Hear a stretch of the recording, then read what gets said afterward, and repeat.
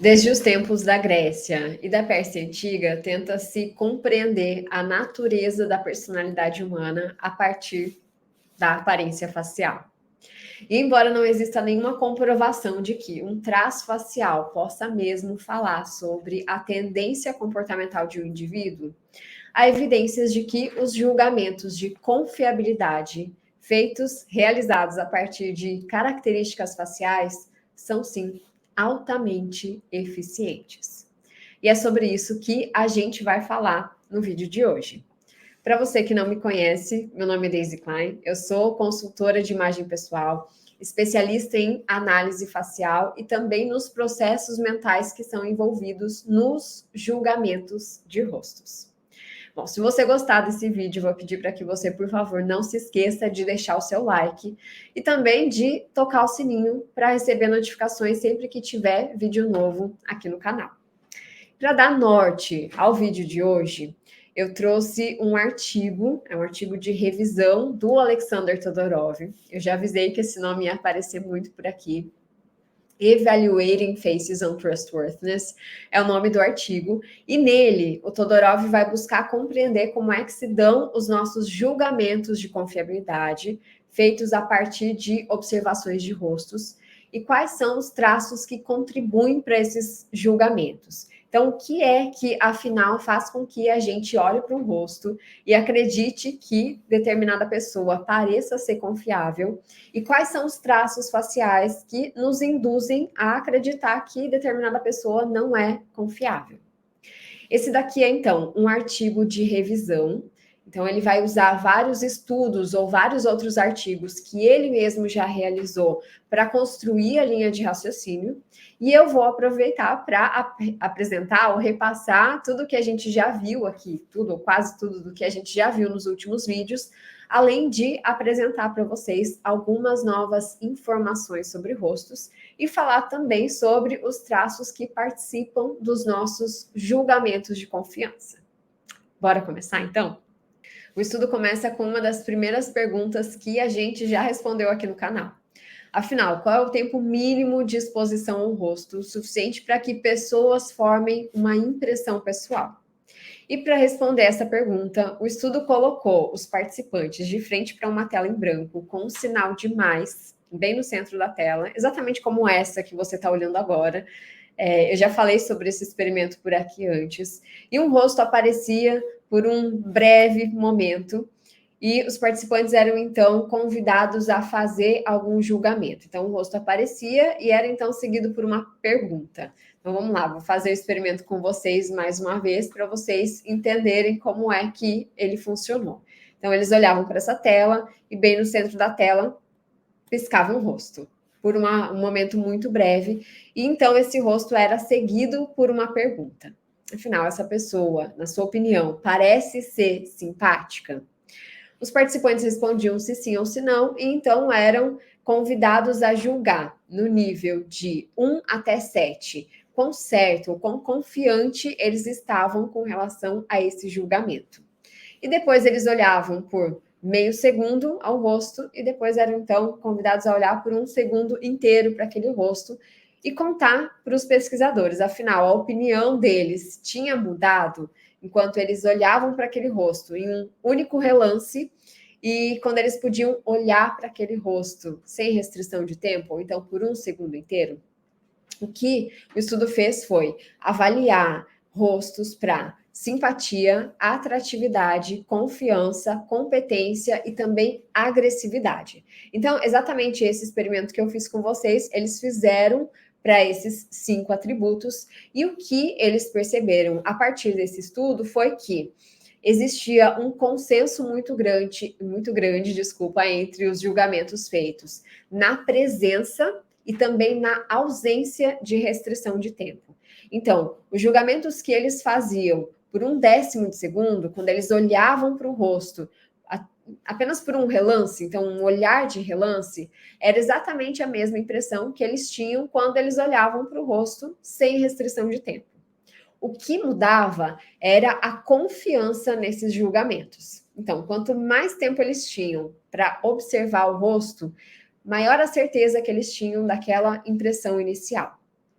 Depois desse estudo, outras 3 experiências foram realizadas e tornaram possível constatar que 33 milissegundos de exposição ao rosto é o suficiente para que a gente faça julgamentos quanto à quantidade de rostos. Ou seja, para que a gente discrimine rostos confiáveis de rostos não confiáveis. 33 milissegundos. Então, embora a gente consiga fazer em 1/10 de segundo todos aqueles julgamentos com relação à simpatia, atratividade, competência, agressividade, para a confiança, 33 milissegundos era mais do que suficiente. Mas afinal, o que os julgamentos de confiança medem? A gente já viu que, segundo a cognição social, quando a gente conhece uma pessoa nova, o primeiro julgamento que a gente faz se destina a entender se a gente pode ou não confiar nessa pessoa. Então, a primeira pergunta que a gente responde quando a gente conhece uma pessoa nova é: essa pessoa parece ser confiável? Segundo os estudos de Todorov, os julgamentos de confiabilidade estariam altamente correlacionados aos julgamentos de atratividade, agressividade e também de inteligência. Então, quando a gente percebe a pessoa como mais atraente, a gente tende também a vê-la como mais confiável. O mesmo acontece com relação à inteligência. Então, quando a gente percebe a pessoa como sendo inteligente, a gente tende a perceber ela também como uma pessoa de confiança, que é a nossa confiável. Já quando a gente percebe uma pessoa como sendo agressiva, a gente automaticamente tende a perceber ela como pouco confiável, tende a ter um pouco mais de receio de lidar com ela. E toda essa observação do Todorov acaba confirmando o que a cognição social sustenta, que os nossos julgamentos de confiabilidade realizados a partir de rostos, vão refletir inferências quanto à positividade ou à negatividade de uma pessoa ou então de um rosto. Ou seja, a gente olha para o rosto e tenta entender quão boa ou quão má aquela pessoa por trás daquele rosto parece ser. A gente olha para a pessoa e busca entender qual é a intenção que aquele indivíduo tem para com a gente. Se ela parece ser boa e ter boas intenções para comigo, ou se ela parece ser má e ter más intenções para comigo. A resposta a essa percepção, boa ou má, é que vai determinar o tipo de reação ou de relacionamento que eu vou ter com ela.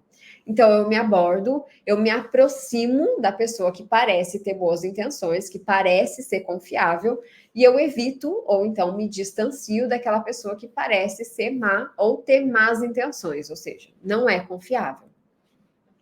3 estudos, o Todorov cita no artigo, que apontaram para a relação da amígdala cerebral com os julgamentos de confiabilidade.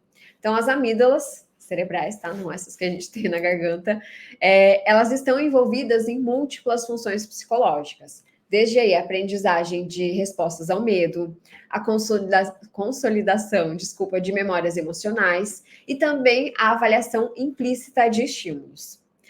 As nossas avaliações, os nossos julgamentos de confiabilidade facial estariam relacionados a esse último papel, ou seja, a avaliação implícita de estímulos. Por quê? O que a gente tem que entender antes de começar a falar sobre rostos é que as amígdalas cerebrais, elas têm uma grande função de vigilância. Então, é uma região do nosso cérebro que está o tempo inteiro atenta, buscando nos proteger de qualquer situação que possa colocar a nossa vida em risco, ou a nossa sobrevivência em risco. Então, em nível de comportamento, a defesa contra o perigo é alcançada das mais diversas formas, nas mais diferentes espécies, mas o papel da amígdala é sempre constante. Os únicos animais não mamíferos que o papel da amígdala para o condicionamento do medo, pelo medo, foi testado foram os pombos. Então, os únicos não mamíferos que testaram, né, que os pesquisadores foram testar a função ou a amígdala, o papel da amígdala no condicionamento pelo medo, foram os pombos, e Com os pombos acontece a mesma coisa. A amígdala tem essa função de garantir a sobrevivência, essa função de vigilância, de estar o tempo inteiro vigilante com relação a situações de perigo. Então, o que eles perceberam, tanto em animais como também no ser humano, é que quando as amígdalas eram lesionadas, a gente, os animais, né, tendiam a ter mais dificuldade de fazer esses julgamentos. Então, tanto para rostos, no caso de seres humanos, quanto para estímulos, diante de estímulos que não eram confiáveis, pessoas, né, ou animais que tinham lesões na amígdala,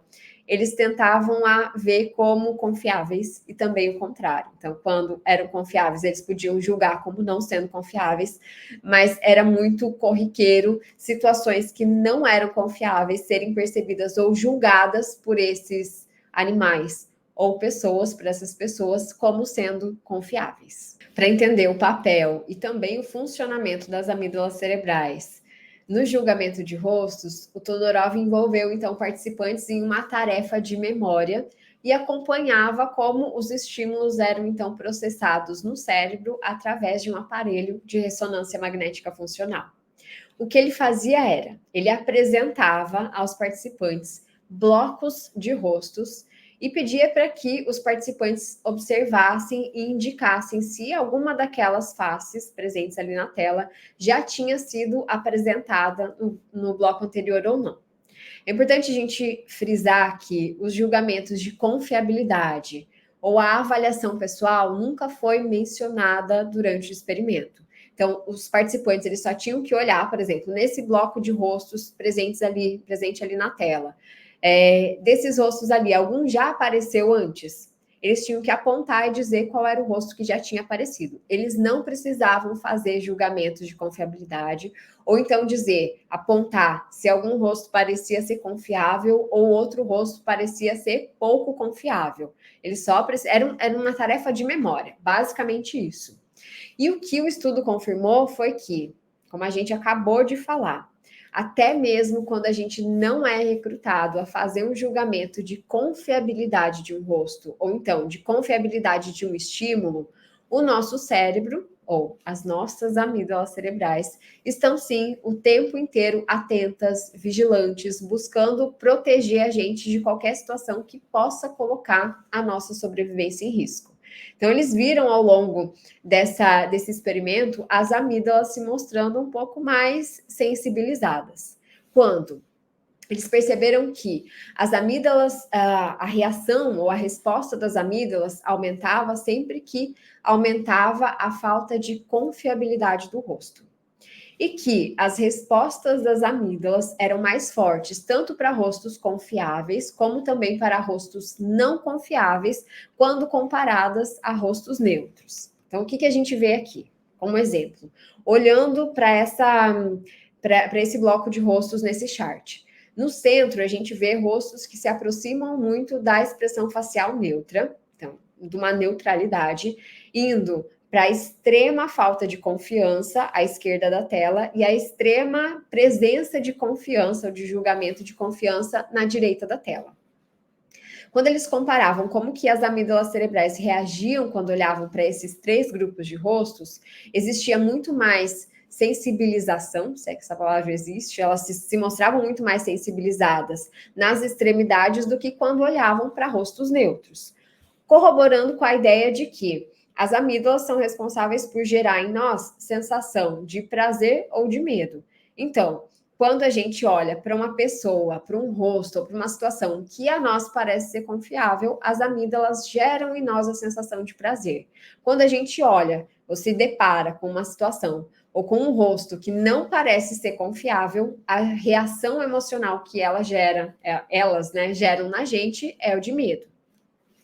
Mas elas se mostravam muito mais sensíveis na extremidade negativa do que na extremidade positiva. Ou seja, elas se sensibilizavam muito mais quando olhavam para um rosto pouco confiável do que quando olhavam para um rosto muito confiável.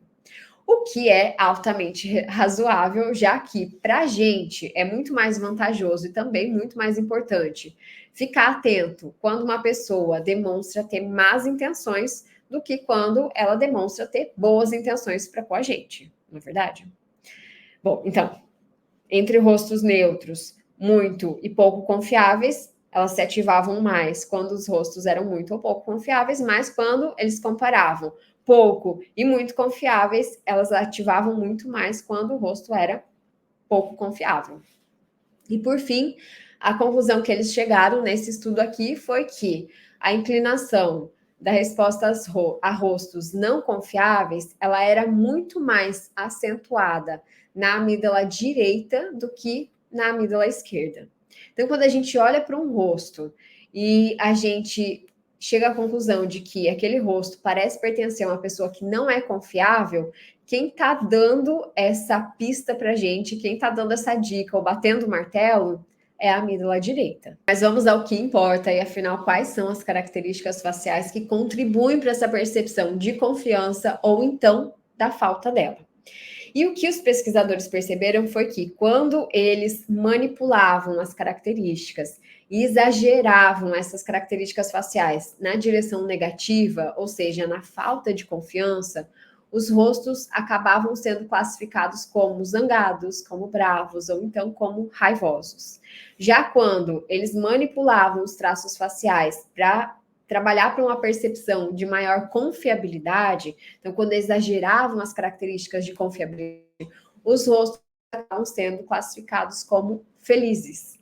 O que sugere que os nossos julgamentos de confiabilidade estariam então relacionados à nossa tentativa de tentar compreender a intenção comportamental do outro para com a gente. E derivaria então de características faciais que se assemelhariam a expressões emocionais, sinalizando então proximidade ou distanciamento. Então, né, eu me aproximo ou evito tal pessoa. Então, para o lado positivo da confiabilidade estariam as expressões de felicidade, enquanto para a extremidade negativa desse contínuo, né, de confiabilidade, estariam as expressões de raiva. O que para a gente, se a gente for realmente parar para pensar, é muito óbvio, né? Se a gente for observar no nosso dia a dia, basta a gente olhar aqui para essas duas pessoas nesse chart, né? De quem a gente se aproximaria para pedir um favor, para pedir uma ajuda, para pedir uma informação. Se a gente tivesse essas duas pessoas como nossos chefes, de qual a gente iria, por exemplo, pedir um aumento? Então, a gente percebe, né, segundo, então, tanto cognição social quanto os estudos de Todorov, a percepção de confiabilidade viria, então, de traços que sinalizam para a gente proximidade, né? E a percepção de pouca confiabilidade viriam de traços que sinalizam distanciamento. Então, olhando para esses ossos, fica muito óbvio para a gente o que é que sinaliza proximidade e o que é que faz com que a gente tente se afastar o máximo possível da pessoa. Então, essas expressões faciais. Quanto mais um rosto se aproxima da alegria, da felicidade, mais ele acaba comunicando, inspirando no outro confiança. Quanto mais ele se aproxima da raiva, mais ele acaba distanciando. Então, vejam aí um belo motivo para botar um sorriso no rosto antes de sair de casa, né? Bom, o estudo vai observar ainda, isso daqui eu achei assim a grande cereja do bolo para mim, me chamou muito a atenção essa parte, essa conclusão aqui do estudo, foi essa na dissociação entre o processamento de avaliação facial e o processamento de identidade facial. Então, o que o estudo percebeu foi que o equipamento, o aparato mental que é responsável por identificar rostos não é o mesmo que faz o processamento ou o julgamento facial de faces. Por quê? O que eles perceberam? Existiam alguns indivíduos prosopagnósicos. O que é isso, Deise? Prosopagnosia, essa dificuldade que algumas poucas pessoas têm, ou muitas, se a gente for pegar ali em porcentagem, tem bastante gente que tem essa dificuldade de identificar rostos, tá? Alguns são mais intensos, tem mais dificuldade, né? É mais danoso, e outras pessoas têm prosopagnosia em algum nível, tá? Um pouco mais leve, mas ela fala sobre essa dificuldade de identificar rostos. Então, eles viram que alguns prosopagnósicos, embora tivessem dificuldade de identificar rostos, eles não tinham dificuldade de fazer avaliação ou de entender qual é a expressão facial presente naquele rosto. Então, veja, eles olham para um rosto, um prosopagnósico, ele vai olhar para um rosto, ele entende que tem 2 olhos, tem um nariz, tem uma boca, mas ele não consegue agrupar essas feições em um rosto e identificar aquele ali como sendo o rosto da Daisy. No entanto, ele consegue olhar para aquele rosto, e embora ele não consiga assimilar aquilo como sendo o rosto pertencente a fulano de tal, ele consegue entender se tem alegria, se tem raiva naquele rosto. Ele consegue ler, processar expressões faciais. O contrário também acontece. Então, pacientes que têm danos bilaterais nas amígdalas, ou seja, as 2 amígdalas têm algum dano, foram lesionadas, têm alguma questão, eles têm dificuldade de identificar, de processar expressões faciais, mas eles não têm dificuldade de fazer a identificação de faces. Ou seja, tem uma dissociação entre esses 2 equipamentos mentais. Ou seja, a região do nosso cérebro que é responsável por fazer a avaliação ou os julgamentos de faces é uma, a região do nosso cérebro que é responsável por fazer a identificação de rostos é outro. Ou seja, a gente tem 2 sistemas cerebrais que são diferentes para fazer esse processamento de identidade ou então de expressões faciais ou então mesmo de julgamentos faciais e decidir se uma pessoa é confiável, se ela é competente, se ela parece ser agressiva, simpática e aí por diante. Isso daqui é muito interessante, não é? Quando a gente começa a entender que o nosso cérebro é todo um aparato ali que tem muitas funções que trabalham junto para esse processamento de rostos, que tudo isso acontece de maneira muito rápida, mas é orgânico, né? É tudo trabalhando ali em sintonia, mas existem funções diferentes em porções diferentes do nosso cérebro. A gente vai falar de prosopagnosia e de área fusiforme facial mais para frente. Bom, mas o que a gente pode concluir aqui ao final desse vídeo? Primeiro, os nossos julgamentos de rosto são feitos com muita agilidade. Como eu acabei de falar, a gente tem aparatos mentais ali que estão trabalhando com muita agilidade, com muita rapidez, para a gente conseguir encontrar e inferir o maior número de informações possível a partir daquele estímulo que a gente está olhando, que a gente está observando. E até é muito interessante, né, como essa separação entre identidade e julgamento facial é feito, porque isso mostra a importância que os julgamentos faciais têm para a gente. Como é importante entender se uma pessoa é ou não confiável. Então, independente a despeito de eu não conseguir observar ou identificar quem é aquela pessoa, eu consigo ainda assim fazer um julgamento de confiabilidade. Saber que embora eu não saiba quem é aquele indivíduo para o qual eu estou olhando para o rosto, eu consigo saber que essa pessoa não é confiável. Olha como os julgamentos de confiabilidade para a gente são importantes. Então, a gente faz esses julgamentos, primeiro, com grande agilidade. A gente viu que os julgamentos de confiabilidade são feitos a partir de 33 milissegundos de exposição ao rosto. Então, assim, é um relance, é um olhar muito rápido e a gente já consegue decidir se o rosto parece ou não ser confiável. E existe uma correlação muito grande, como eu falei no início do vídeo, entre esses julgamentos e o fato da pessoa ser mesmo ou não confiável. E aí, todos os outros julgamentos, a partir de 1/10 de segundo, a gente já consegue fazer julgamentos muito coerentes, né? Muito decisivos com relação ao rosto.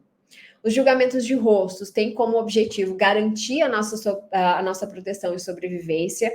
Ele é realizado pela região do cérebro que é responsável por fazer, né? Tem essa função de vigilância e garantir a nossa sobrevivência, que são as amígdalas cerebrais. E eles têm essa função, né? De observar de quem, né? E decidir de quem eu posso me aproximar e de quem eu devo me afastar. Então, a partir dessa percepção que eu tenho do outro, eu determino qual é o tipo de reação que eu vou ter para com essa pessoa, se eu me aproximo ou se eu me afasto.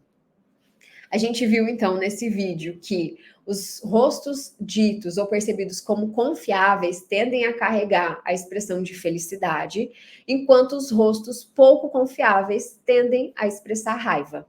Então, os julgamentos de confiabilidade vêm a partir da observação de expressões faciais. A região cerebral responsável por fazer essa identificação de faces é diferente daquela que realiza o julgamento facial.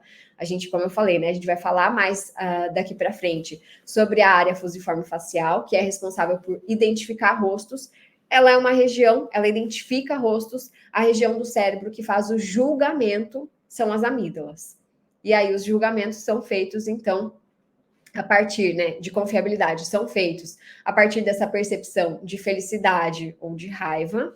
Tem outras expressões emocionais que fazem parte desse contínuo, mas quanto mais o rosto se aproxima da felicidade, mais confiável ele acaba sendo percebido. Quanto mais ele se aproxima da expressão de raiva, mais distanciamento ele causa, menos confiável ele é percebido. E o que o estudo acaba deixando muito implícito é que em momento nenhum é relacionado o julgamento ou então a percepção de faces à análise de linhas ou então de formas.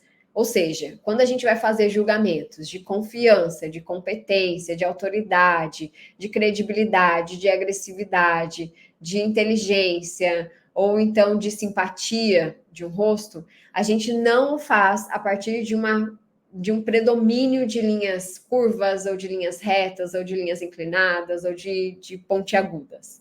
A gente faz, por hora o que dá para a gente falar, né? É que a confiabilidade vem a partir da percepção da expressão emocional presente no rosto. Quanto mais um rosto se aproxima da expressão de alegria, mais a gente tende a perceber ele como pertencente a uma pessoa confiável. Quanto mais um rosto se aproxima da expressão de raiva, menos confiança a gente tende a sentir por aquela pessoa.